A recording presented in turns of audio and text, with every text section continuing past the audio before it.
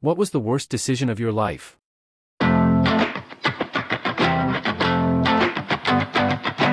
Trying meth was the hugest mistake.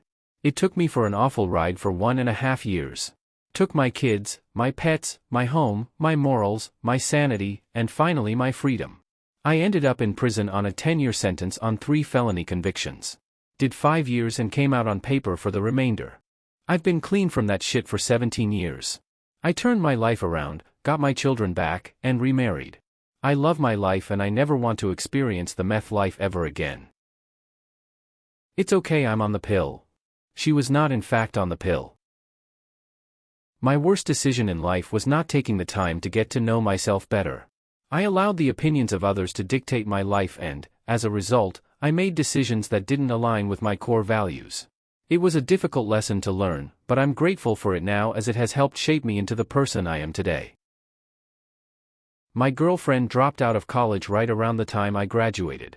We'd been together for years and I had a good job lined up, so I let her move in with me. She can take some time and figure out what to do with her life, right? Wrong. She would get really mad when I brought up that she had no job or plans to complete a degree.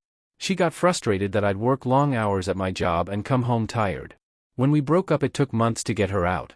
I don't think it's a bad thing to want to be generous, but never in that way again. I was living in Beijing. I had a big-ass paycheck, steady job, an apartment, hot AF girlfriend who loved me. But then a choice came. Move with her to Paris while she does her master's degree, and I can just live with her while I look for work and live off of my savings, or take my savings, go back to my hometown and try out running my own business. I chose the latter.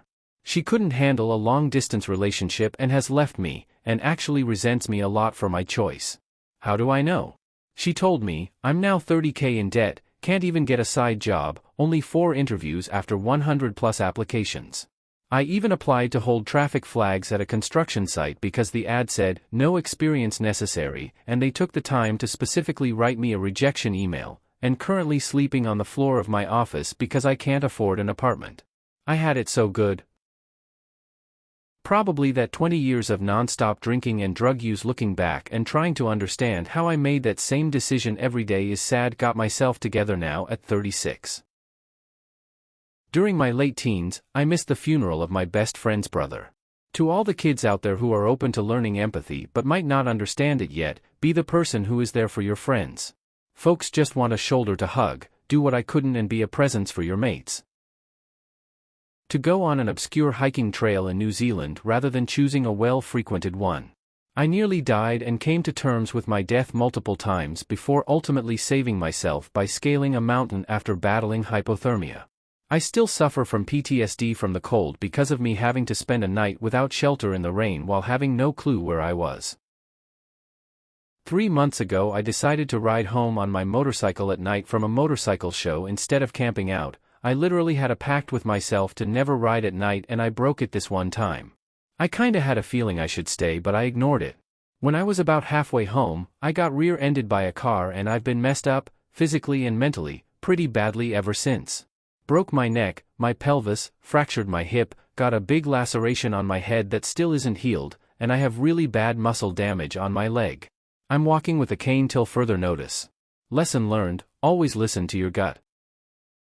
Staying in a mutually abusive/toxic relationship because of our trauma bond, as well as me loving him way too much. It is 100% smoking. Starting smoking young, started smoking again after quitting for a long time, and I'm still smoking despite worsening smoking-related health issues. Smoking is the worst. I'm a terrible addict and I'll probably never quit, but these things should be against the law. They are really bad, really bad. People should not smoke. Coming out to my parents. I haven't seen my parents in a few years and don't think I'll see them anytime soon. My parents are extreme homophobes and can't stand the idea of me being gay. But that's just life, I guess.